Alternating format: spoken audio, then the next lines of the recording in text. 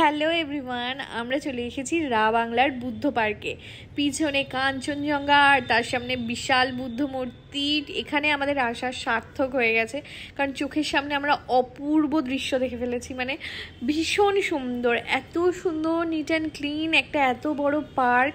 আর এখানে দেখো রামধনু দেখা যাচ্ছে, মানে কতটা স্বচ্ছ এখানে এয়ার কোয়ালিটি।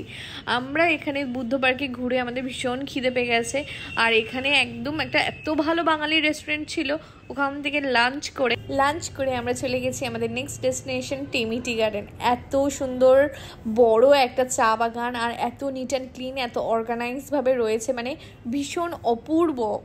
আর মা দেখো নিজেকে আটকাতে পারছে না, মা ভীষণ খুশি হয়েছে। আর এখানে আমরা বেশিক্ষণ থাকিনি, কারণ এবার বিকেল হয়ে যাচ্ছে, আর আমাদের এখনও একটা জায়গা দেখা বাকি আছে, সেটা হচ্ছে চারধাম।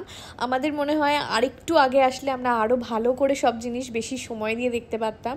তো যেটুকুনি হাতে সময় আছে সেটুকুনির মধ্যে যতটা তাড়াতাড়ি পারি সব কটা জায়গা আমরা ঘুরে দেখছি চারধামের কিন্তু অনেক বড় জায়গা, আমরা 3-4টে জায়গায় কভার করতে পেরেছি। আমাদের কাছে মাত্র 1 ঘন্টা সময় ছিল, ওই জন্য আমরা তাড়াতাড়ি করে সব দেখে নিয়েছি।